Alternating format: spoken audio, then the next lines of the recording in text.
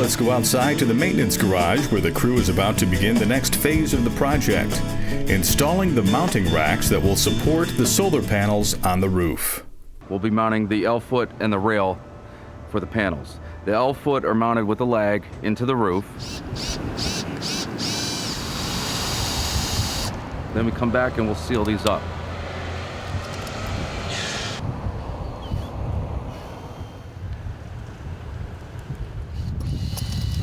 Once these L feet are attached into the roof properly and sealed, then we'll come by with our rail. And these are in 20-foot sections for this roof.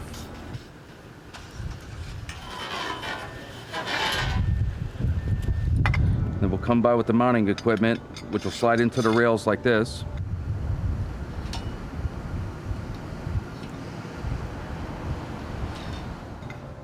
The rails will get mounted into the L-foot, screwed down every 48 inches.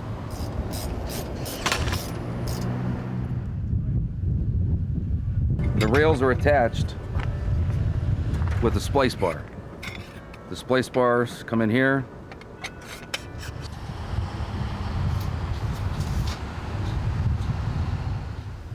Self-tapping metal screws, and that's how the splice bars, the 20-foot sections, are connected together. Then once these are up, you got 2 rails per panel. The panels will sit on the rails, and then they're attached down with the end clamps and mid clamps. The racks on the garage will hold 10 strings of 9 solar panels that are fastened together in stages. One thing that's very important when you're working at high elevations like this is that everybody adheres to the strictest of safety standards. Everyone that works up here on the roof must wear a safety harness with a locking lanyard that's connected to a secure tie-down point. OSHA has their requirements up over certain heights and certain slopes that you are fastened off and tied off all the time. Being the locations of where we're at, you're trying to look out for the best safety of your guys and everyone around you working. Having the safety harnesses available, it makes sense to use them and have them for the fact that you're going to have so much racking and everything up on the roof that you're going to be walking over and tripping. It's easy to lose your balance up there when you've got that stuff that you're watching out for. You're not paying as much attention to your footing because you're comfortable on that roof, and once you stop paying attention, you tend to lose sight of where you're at, and that's when you start going down. Once the racking system is complete here on the maintenance garage, it's off to the roof of the main township building. Let's go check it out. Another 26 solar panels will go here on the southeast corner of the building. Although this section will hold fewer solar panels than the maintenance garage, the design of this roof poses some unique challenges. The difference between the 2 buildings is the one building is a newer style building. When they had put the trusses on, they went with a engineered truss. The engineered truss is all a metal fabrication that you're only able to fasten to in certain points, and it's all engineered and designed for penetrations. You can't just go and fasten into that truss line. We had a hat channel that ran east and west on it, that we were able to lag through on that and pick up that strength as well as the plywood strength, so we weren't messing with any of the integrity of the structural on the roof trusses. With Jim on the roof and Rich in the attic underneath, they communicate by cell phone. All right, Jimmy, go ahead.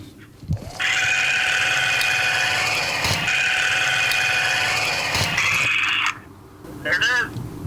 That is the most beautiful thing I've ever seen. It's perfect.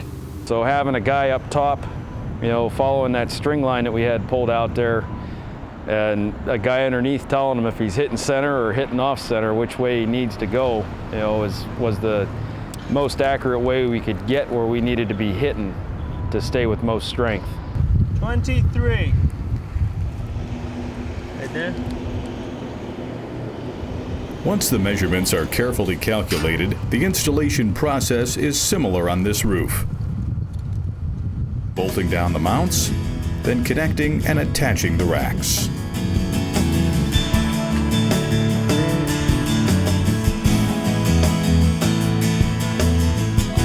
The solar panel racks are all mounted, and after another grueling day in the hot sun, the crew calls it a day.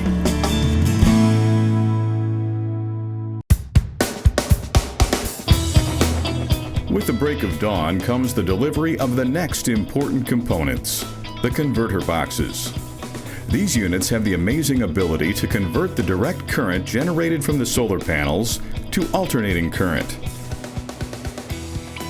One converter box is installed in the municipal building basement and 2 more in the maintenance garage. This installation isn't easy.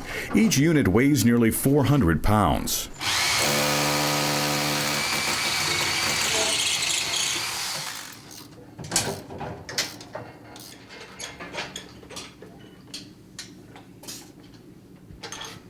The converter boxes are then tied in to the main electrical panel.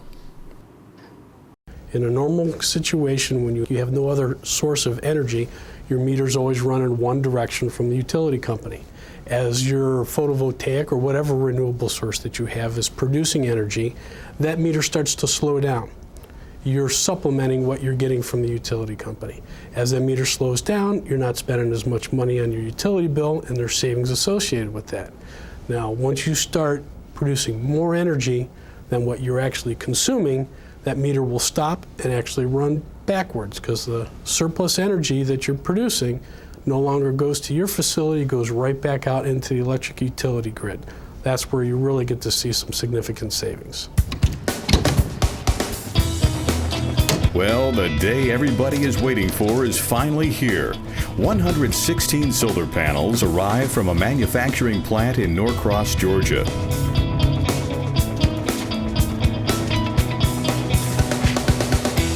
The panels are loaded on a scissor lift, then raised up to the roof and carefully unloaded.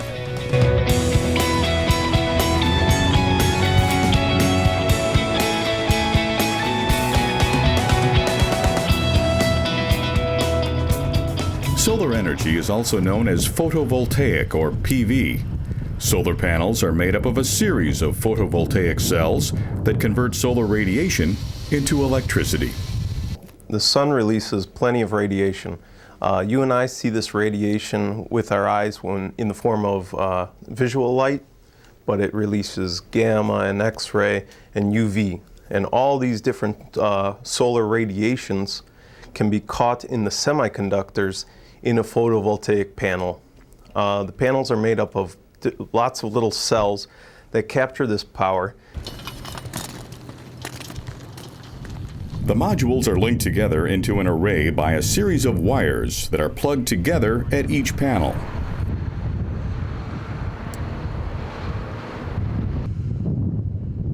The solar panels are also grounded for safety. The wiring methods that are used there, nothing is exposed. No one can actually physically walk up and get themselves zapped. It doesn't work that way. That's the first thing that you have to think of in whatever application you're doing. The safety is always first. And grounding is one of the very first steps to establish a safe installation. That also allows all the overcurrent protection, whether it's fuses or circuit breakers, to operate properly in the event that something did happen. Each solar panel is then bolted to the mounting racks.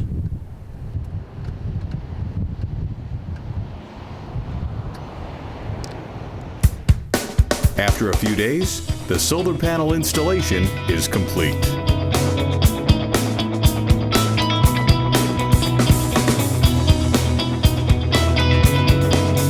When I seen the panels going on and how many were going on that roof, I really started to get excited, because I thought, cha-ching, this is money that's going to be coming back in the Millcreek Township, the residents of Millcreek, and rightfully so.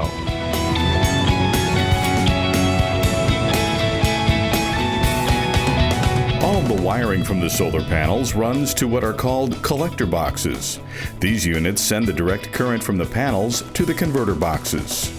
The sunlight shines onto it, obviously, but what it does is the photons that are coming from the sun actually are able to strip an electron away from the material that's in here.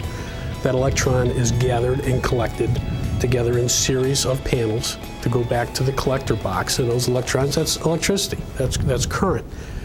All gets collected in the box from all the arrays that you have, and eventually gets funneled back into our inverter system that's going to turn that electrical energy, which is DC current, into alternating current. which is what the utility company runs on. Everybody's house runs on AC current, and you're able to use that energy to supplement what you're getting from the utility company.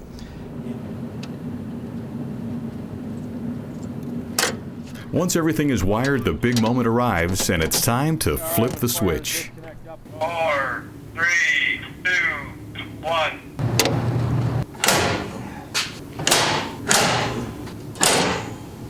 The savings were noticed immediately. The first 2 days that they were in operation, we were able to run our garage number 1 and this main building free. We paid nothing those 2 days. They were beautiful days, but we paid absolutely nothing for electricity.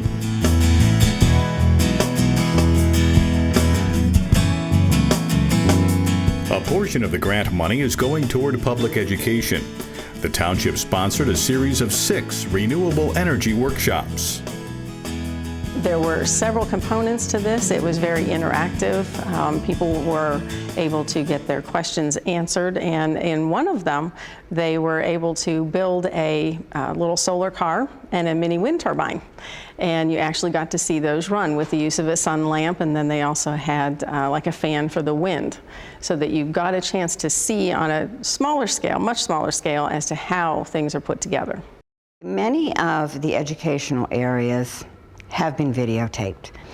These are going to be available to the general public. Anybody can come in and either sign out or just take one of the videos, especially, for instance, like the residential. If you're interested in putting solar panels on your home, what all would be involved?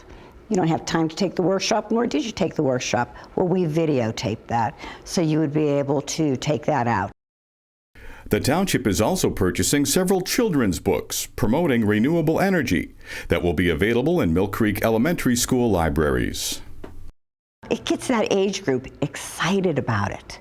So when they get excited about it, they go home and they get mom and dad excited about it too. So that's how we spread the word. You can also pick up one of these brochures that answer frequently asked questions. And these are geared towards residential and small business owners, and they have specifically for wind, and then solar, and then energy efficiency. And again, there are many resources made available on those pages for people that want to take it a step further. You can also see for yourself just how much energy the township is creating. What we did is we decided to place a monitor right in the lobby of the municipal building, so anybody can come in at any time and take a look at the monitor. It's an actual live feed of the energy output from the solar panels. You know, it's not about today, it's not about tomorrow. What is going to happen 20 years from now at Millcreek Township when all of us that are here now are gone? Will they be able to take that money and use it for cost-saving projects that they're going to need? Absolutely. Will it last? I hope that when I'm retired and gone, I can read about Millcreek Township and the solar panels that are still working here. So there you have it. Millcreek Township has officially gone green with its first venture toward energy independence. A big step that will hopefully continue to pay off for generations to come.